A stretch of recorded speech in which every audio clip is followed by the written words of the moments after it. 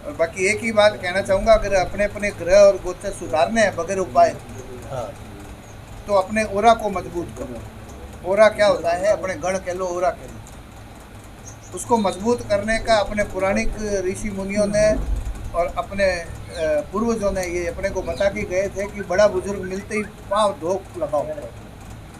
आशीर्वाद, आशीर्वाद से ओरा मजबूत होता है। ये परंपरा क्यों चली? क्या झुकने से क्या मिलता है? मिलता क्या है अपने को? यूं पैर छुआ और क्या मिला?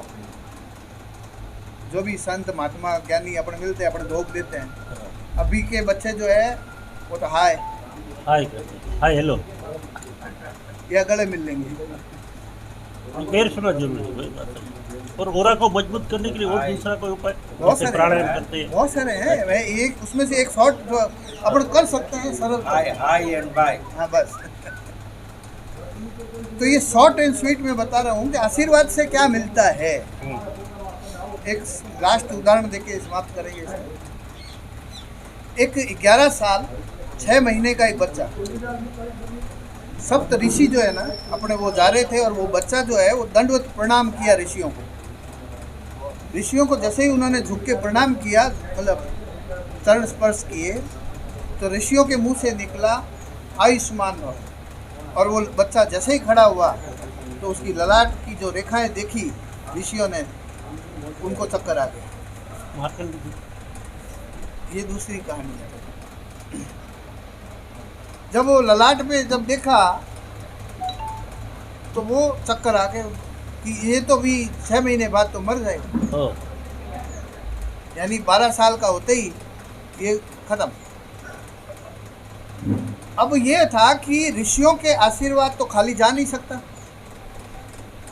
अगर एक बार उन्होंने बोल दिया आयुष्मान भव, तो आयुष्मान भव हो गई। और लेखनी जो है, यानी जितनी उम्र लिखा के लाए हैं वो टल नहीं सकती है। वो कहीं से भी टल नहीं सकती। जितनी उम्र है उतनी रहेगी। तब होगा क्या?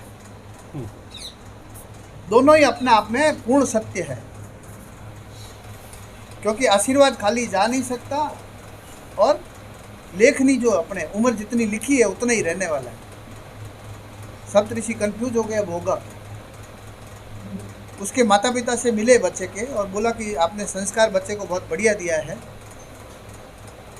इसके संस्कार को इतना बढ़ा दीजिए, हम 5 महीने बाद वापस आने वाले हैं, जब तक इसके संस्कार को और बढ़ा दीजिए। उस बच्चे में ऐसी आदत डाल दी गई कि जो भी बड़ा बुजुर्ग मिले वो तो दंडवत प्रणाम, लोग तरह तरह के उसको आशीर्वाद देना चालू। 5 महीने बाद बच्चे के पास वापस ऋषि आए, सप्तऋषि। बोला इसको थोड़ी देर के लिए हमारे साथ भेजिए। वो सीधे ले गए ब्रह्मा जी के पास। बच्चे की तो आदत, सीधा झुक गया। वो तो झुकते ही ब्रह्मा जी ने देखे बगैर बोल दिया आयुष्मान भव, क्योंकि छोटा बच्चा है, उसको तो आयुष्मान बोलने में कहाँ दिक्कत है। बोलते ही वो जैसे ही खड़ा हुआ, सप्त ऋषियों ने बोला आपने कैसे बोल दिया? ये तो 1 महीना बचा है इसका, तो 1 माह शेष रहा है इसका जीवन का, और आपने आयुष्मान भव बोल दिया।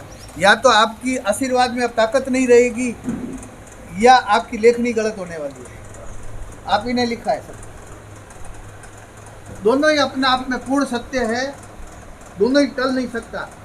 अब आप लोग बताओ क्या हो सकता है? बढ़ जाएगा कैसे? क्योंकि लेखनी गलत नहीं हो सकती, ये तो चैलेंज है।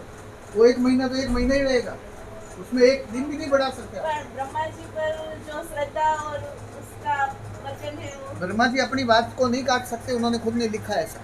अब कैसे होगा?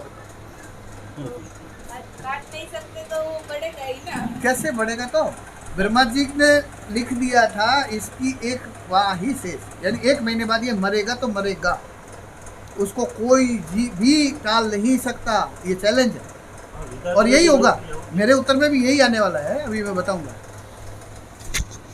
लेकिन दोनों ही अपने आप में सत्य है, तो होगा क्या? आयु कैसे बढ़ेगी और कैसे उसकी 1 माह रहेगा?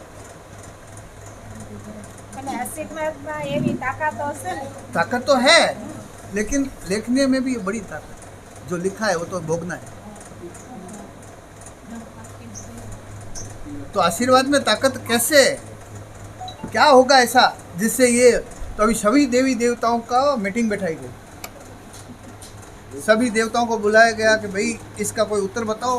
अब देवताओं ने बोला अब इसका क्या उत्तर, भाई आशीर्वाद में जो आपने आयुष्मान भव बोला ये तो गलत हो नहीं सकता क्योंकि आपने बोल दिया, और जो आपने लिखा है वो भी गलत नहीं हो सकता, तो हम तो इसका उत्तर नहीं दे पाएंगे। तो बोले सरस्वती जी है सबसे बड़ी ज्ञान की देवी, उनसे बात किया जाए। सरस्वती जी ने भी बोल दिया कि मेरे बस की तो बात नहीं है। अब फिर होगा क्या, सब देवी देवता जो बड़े बड़े जो भगवान सबके पसीने छूटने लग गए, अब होगा क्या। ऐसा विचित्र सवाल जो सभी देवताओं के पास नहीं है जवाब। आशीर्वाद की ताकत देखिएगा, जो देवताओं के पास जवाब नहीं, दोनों सत्य होने वाला है। मैं अभी भी बोल रहा हूँ दोनों ही सत्य होने वाला है। बात होगा कैसे, तो आप ही बताइए। हमारा दिमाग नहीं आता, नहीं आएगा। तो विधाता थी तो कोई ना पूछे જ નહીં ને। वही तो पॉइंट है ना, विधाता खुद अपनी ही बातों में फंस गए ना। હા, પણ આશીર્વાદથી કોઈ મોટું નથી, બે માંથી વિધાતાએ જો લેખ બદલે ને તો જ થાય, બાકી તો કોઈ ન बदल नहीं सकते वो, उन्होंने खुद ही लिख दिया कि मैं जो एक बार लिख दूंगा वो बदल नहीं सकूंगा। શાસ્ત્રી जी उसका उत्तर देंगे। देंगे, बिल्कुल देंगे। વિધાતાએ લેખ નથી લીધા તો હવે પછી विधाता के भी तो खुद के नियम है ना। લેખ મારવા अगर લેખ મારે તો જ થાય। हाँ, विधाता का भी तो नियम है, वो अपने नियम को उल्लंघन नहीं कर सकते। तब हुआ क्या कि सभी देवताओं में से बोले कौन कौन देवता नहीं आए, तो बोले दो देवता नहीं आए, एक तो हनुमान जी नहीं आए, गणेश जी नहीं आए। तो बोले अरे हाँ गणेश जी कर सकता है ये काम, क्योंकि उन्होंने अपने माता पिता के साथ चक्कर मार के प्रथम पूज्य की पदवी हासिल कर ली थी। ऐसे जो है गणेश जी निकाल सकते हैं। तो गणेश जी को बुलाया गया, बोले कि इस तरह की समस्या आ गई है, सारे देवताओं के पसीने आ गए, सवाल का जवाब मिल नहीं रहा है। गणेश जी हंसे, बोले इतनी सी बात, बोले इतनी सी, इतने बड़े बड़े धुरंधर लोग पसीने छूट गए हैं, बोले हाँ इतनी सी बात। तो बोले बताओ, तो बोले कि देखो ब्रह्मा जी आपकी आयु की गणना कैसे होती है, पहले तो ये बताया। आपकी भी तो आयु है, उसकी भी गणना होती है। बोले जब मनुष्य पृथ्वी लोक पर 4,32,000 वर्ष बीतेंगे ना, तब मेरा एक दिन बीतेगा। 14 बनू उसका आयुष्य, 14 बनू।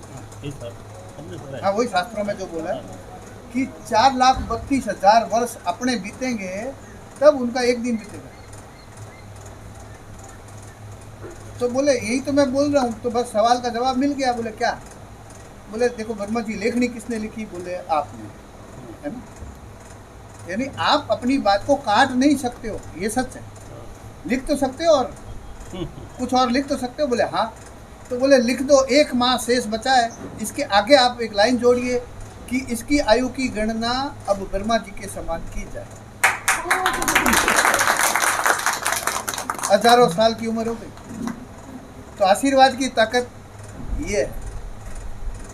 तो आज के बाद अपने वडीलों का मान सम्मान, घर में माता पिता बुजुर्ग है उनका मान सम्मान करना शुरू कर दो, क्योंकि सबसे बड़ी दिक्कत यही हुई है अपनी जनरेशन की कि अपने अपने माता पिताओं की अपने आशीर्वाद लेना छोड़ दिया है, उनका अनादर करना चालू कर दिया है। वृद्धाश्रम छोड़ दिया, वृद्धाश्रम में छोड़ दिया, या वो वडील है उनको सुनाई नहीं दे रहा है या चल नहीं पा रहे तो चिड़चिड़े होके उनका काम कर रहे हो आप लोग, उनको परेशान कर रहे हो। बड़े भाई की कोई इज्जत नहीं है, छोटे भाई की कोई इज्जत नहीं है, आपस में घर में तनाव। यहाँ तक कि बच्चे माता पिता अपने जो यंग है बच्चे, वो अपने माता पिता के सामने ऐसे बोलते हैं जैसे कि माँ को तो मतलब पता नहीं कुछ समझते ही नहीं। तो ये जो चीज़ें अपने समाज में, क्या अपने हिंदू सनातन धर्म में ये चीज़ें नहीं थी, जो अपने घुस गई है पाश्चात्य से, और इसीलिए अपना आज परेशान है। तो सबसे बड़ा उपाय है ये, आपकी समस्या का हल ज्योतिष या किसी और के पास नहीं है, आपके खुद के पास है। अगर उपाय करना ही है तो ये उपाय करिए, फिर देखिए आप साल भर करिए, एकदम निष्ठापूर्वक आशीर्वाद लीजिए और माता पिता को खुश रखिए। वो किसी भी हालत में वे आपको बिल्कुल फ्रस्ट्रेशन हो रहा है, चिड़चिड़ापन आ रहा है, आपको होना नहीं है। आप अपने बच्चे के लिए तो नहीं होते हो, बच्चा छोटा होता है, लात मारता है, सुसु कर देता है या जो भी करता है, तब तो नहीं होते हो। तो इसलिए आज से मैं एक हाथ जोड़ के आपसे प्रार्थना करता हूँ कि अपने वडीलों की इज्जत करना शुरू करो, ताकि अपनी समस्याओं से बाहर आए। 5-6 भाई है, 5-6 भाई वेल सेट, या मेरे तो बच्चे वेल सेट, वो आशीर्वाद आज तक काम कर रहा है, ये सबसे बड़ा उदाहरण। सही बात। क्योंकि आपने वो आशीर्वाद लिया ना, आपने वो नहीं लिया। भाई हम मेरे पिताजी, ये तो हम तो इसका फल खा रहे हैं। आपने वो वैल्यू का नहीं देखा कि वो लूंगा तो मुझे वैल्यू वो तो चला गया वो गलत रास्ते पे। जाने का अभी गर्मी पड़ रही है, मैं शॉर्ट में इसको खत्म करूंगा। सही बात है आपकी। ये चर्चा तो इतनी लंबी कि कितने दिन हो गए, कितने महीना चल सकती है। लेकिन आपसे थोड़ा बहुत ऐसा ज्ञान मिल गया तो हम अपने आप को आगे सारी समझ। मेरा भाग्य है जो मैं अपने इस समाज में आया और अपने, तो इसलिए ये तो ज्योतिष का और सत्संग है, ये तो ये जितना करो उतना कम। सही बात है।